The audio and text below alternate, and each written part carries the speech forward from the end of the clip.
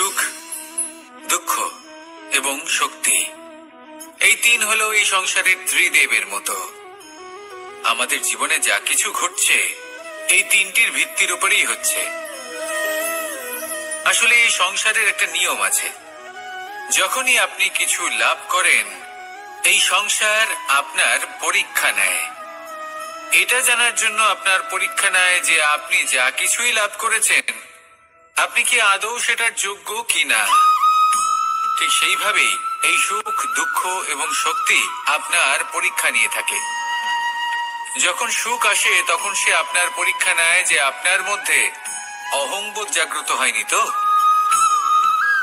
যদি অহংবোধ চলে আসে তাহলে সুখ সেখানেই সঙ্গ ত্যাগ করে। দুঃখ আপনার ধৈর্যের পরীক্ষা নিতে থাকে, আর যদি আপনার মধ্যে ধৈর্য না থাকে তাহলে এটা আপনাকে আরো বেশি দুঃখের গভীর অন্ধকারে ঠেলে দেবে। সেখানে শক্তি পরীক্ষা নেয় আপনার বিনম্রতার। যদি আপনি বিনম্র না হন তাহলে হয় এই শক্তি আপনার সঙ্গ ত্যাগ করবে, নয় এই শক্তি বিনম্রতার অভাবে আপনার পতনের কারণ হতে পারে। এই সংসারে যে কোনো ব্যক্তি যিনি এই পরীক্ষায় উত্তীর্ণ হয়ে থাকেন এই জীবনে তিনি সাফল্য লাভ করেন। আসুন আমার সাথে ভালোবেসে বলুন, রাধা রাধা। ভয়ের সাথে আমরা সবাই পরিচিত, কষ্ট আমরা সবাই পেয়েছি। কখনো কখনো আমরা অসুস্থ হয়ে পড়ি, আর এমন সময় হলে মাতার মমতা, কখনো বাবার স্নেহ, কখনো বন্ধুদের পাশে থাকার অনুভূতি আমাদের রোগ নিরাময়ে সাহায্য করে। কখনো যদি আমরা নিরাশ হয়ে পড়ি, তখন যদি আমাদের কোনো আপনজন আমাদের দুটো ভালো কথা বলে তখন আমাদের মনোবল বেড়ে যায়। ঠিক তেমন সংসারের এই রঙ্গমঞ্চে যদি আপনি পীড়িত অনুভব করেন,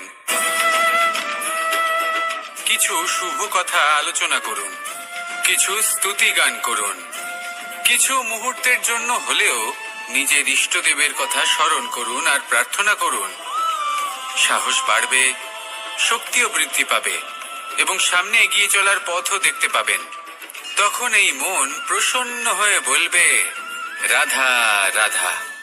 এই সংসারে কখনো কোনো ব্যক্তিকে তার বাইরের পোশাক দেখে বিচার করার চেষ্টা করবেন না, এটা খুব বড় ভুল করবেন।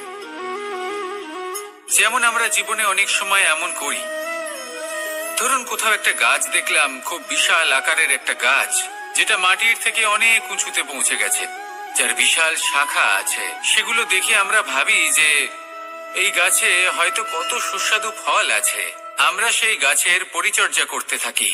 আবার অন্যদিকে হলো একটি তৃণ, যেটা মাটি থেকে কিছুটা উঁচুতে পৌঁছেছে, কিন্তু সেই তৃণর নিচে, মাটির নিচে অত্যন্ত সুস্বাদু ফল বা সবজি জন্ম নেয়, যা আমাদের স্বাস্থ্যের পক্ষে অত্যন্ত উপকারী।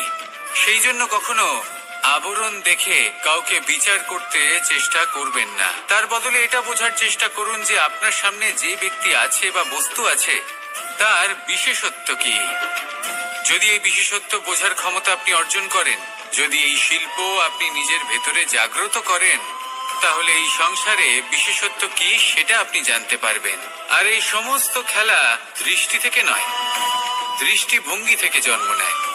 দৃষ্টিভঙ্গি সবসময় শুভ রাখুন আর আমার সাথে ভালোবেসে বলুন, রাধা রাধা। যখন আমরা কোনো বনে প্রবেশ করি তখন এই সবুজ ঘাস দেখে, এই কোমল ঘাস দেখে আমাদের মন প্রফুল্ল হয়ে ওঠে। ভিন্ন ভিন্ন প্রজাতির ফুল, ভিন্ন ভিন্ন রঙের ফুল দেখে এই মন আনন্দে ভরে ওঠে। এখানে শিশুরা আনন্দ লাভ করে, বড়রা ভোজন গ্রহণ করেন, কথাবার্তা বলেন, হাঁটাহাঁটি করে বেড়ান। এবার ভেবে দেখুন, যখন এই উপবনের নির্মাণ হয়েছিল সেই সময় যদি এই মাটিকে সঠিকভাবে খনন না করা হতো, যদি তাতে সঠিকভাবে বীজ রোপণ না করা হতো, যদি কোনো সংঘর্ষ না হতো, পরিশ্রম না করা হতো, যদি চলতে চলতে পায়ে কাঁটা না বিঁধে যেত, তাহলে এই সুন্দর বন দেখে আমরা কি এই আনন্দ লাভ করতে পারতাম? কখনোই নয়। ধরুন কোনো নদীর তটে সুন্দর একটি বন আছে, সেই বনের আনন্দ লাভ করতে গেলে আপনাকে সেই নদী পার করতেই হবে। যদি সুখের নদীর কাছে পৌঁছতে চান তাহলে তটে যে কাঁটা রয়েছে সেগুলোর সাথে সংঘর্ষ করতেই হবে। এই সংসারে যদি আপনি সুখ লাভ করতে চান তাহলে সুখ লাভের এই যাত্রা শুরু করতে হবে সংঘর্ষ দ্বারা। তাহলে সংঘর্ষকে স্বাগত জানান, এর পেছনেই সুখ রয়েছে যা আপনার জন্য অপেক্ষা করছে। এবার হাসুন আর আমার সাথে ভালোবেসে বলুন রাধা, বলুন রাধা, বলুন রাধা। জীবনে কিছু শেখা অত্যন্ত গুরুত্বপূর্ণ। এবার কি কি শিখতে হবে সেই সব শেখানোর জন্য অনেক শিক্ষক রয়েছেন, কিন্তু কি শিখবেন না আর কি করবেন না এটা আমাদের নিজের অভিজ্ঞতা দিয়ে শিখতে হয়। কিন্তু তার মানে এটা নয় যে যদি আপনাকে শিখতে হয় যে আগুনের তাপ কতটা, আপনাকে আগুনের মধ্যে হাত দিতে হবে।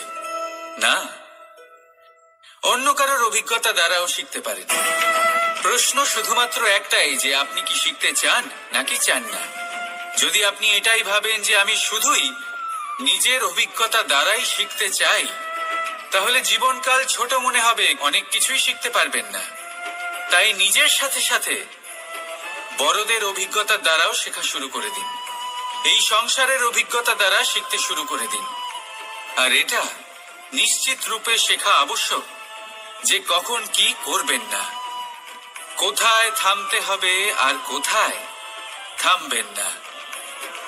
তাহলে আসুন আর আমার সাথে ভালোবেসে বলুন রাধা রাধা। ভোজন। এবার ভোজন সংগ্রহ করার জন্য মানুষ কি না করেন, সব সময় চেষ্টা করতে থাকেন। ফসল উৎপাদনের জন্য অনেক পরিশ্রম করতে থাকেন, কিন্তু অনেক সময় অনেক পরিশ্রম করার পরেও ফসল ভালো উৎপাদন হয় না। এর কারণ কি? কারণ হলো এটাই যে আপনি পরিশ্রম হয়তো অনেক করেছেন, কিন্তু আপনার নজর তো সেই বীজের দিকে ছিলই না যা আপনি রোপণ করেছেন। সেই জন্য সব সময় কোনো বীজ রোপণ করার আগে তাকে পরখ করে দেখুন, তা অত্যন্ত আবশ্যক। আর সেইভাবেই যখনই কোনো কর্মের প্রশ্ন আসে তাহলে সেখানে শুধুমাত্র পরিশ্রম যথেষ্ট নয়, সেই কাজের প্রতি আপনার কর্তব্য কি, আপনার উদ্দেশ্য কি সেটা জানা হলো অত্যন্ত গুরুত্বপূর্ণ।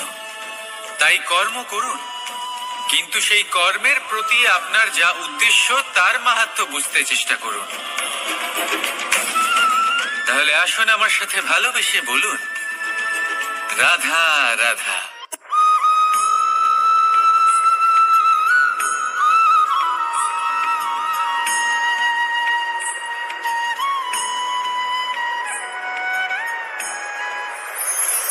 কখনো কখনো আমরা ভাবি যে কোনো ব্যক্তি যিনি ধর্মের পথে চলেছেন, যদি তার দ্বারা কোনো ভুল হয়ে থাকে তাহলে নিয়তি তাকে সেই মুহূর্তেই কঠোর শাস্তি দেন। কিন্তু সেই সব মানুষ যারা সংসারের সব থেকে বড় অধর্মী, বহু নিকৃষ্ট মানের কাজ করেন, তাদের নিয়তি অনেক সুযোগ দেন। তাদের নিয়তি এরকম কঠোর প্রহার করেন না। এই ভাবনা কখনো না কখনো মনে আসেই। ভেবে দেখুন কেন? আসলে জীবনকে বেশিরভাগ মানুষ একভাবেই দেখে থাকেন, বিভিন্ন স্তরে একে দেখা উচিত। এবার আপনি বলুন, এই সংসারে কোনো অধর্মী কখনো প্রেরণার উৎস হতে পারেন? কখনোই নয়। যে মানুষ নিজের আত্মাকে মলিন করে ফেলেছেন, তিনি এই সংসারকে কিভাবে প্রেরণা যোগাবেন? উনি নিজে এবং অহংকার, এই দুইয়ের মধ্যে সম্পর্ক কোথায়? সম্পর্ক ঠিক সেরকম যেরকম হাত এবং কাঁকনের, যেমন চোখ এবং দৃষ্টির সম্পর্ক। এবার আপনি বলবেন, এ আমি কি বলছি? জ্ঞান এবং অহংকারের এমন সম্পর্ক কি করে হতে পারে? দেখুন, যে ব্যক্তি জ্ঞানী, যার কাছে জ্ঞান রয়েছে এবং তিনি জানেন যে তার কাছে জ্ঞান রয়েছে, তার মধ্যে নিজে থেকেই অহংবোধ জাগ্রত হয়। খুব কম সংখ্যক এমন জ্ঞানী ব্যক্তি আছেন যারা নিজেদের অহংকারের বিষয়ে আঁচ করতে পারেন। প্রকৃত জ্ঞানী হলেন তিনি, যিনি নিজের জ্ঞানের সদ্ব্যবহার করে অহংকারকে দূর করেন। উচিত সময়ে বুঝে যান, নিজের অন্তর যাচাই করে এই বিষয়টা দেখেন যে তার অন্তরে অহংবোধ জাগ্রত হচ্ছে। এবং নিজেকে সেখানেই থামিয়ে দেন, যাতে অহংকারের পথে তিনি অগ্রসর না হয়ে যান। এই অহংকার কখন উচিত, কখন অনুচিত, কখন প্রয়োগ করা উচিত, উচিত নয়, কখন বাধা দেওয়া উচিত, এটা শেখা অত্যন্ত প্রয়োজনীয়। আর যদি এটা আপনি শিখতে পারেন, তাহলে আপনি একজন জ্ঞানীও হয়ে উঠবেন এবং সুখীও থাকবেন। তাই মনে রাখবেন, এই জ্ঞান নিয়ে কখনোই অহংকার করবেন না, বরং সবসময় নিজের অহংবোধের বিষয়ে প্রকৃত ধারণা রাখবেন। আসুন আমার সাথে ভালোবেসে বলুন, রাধা।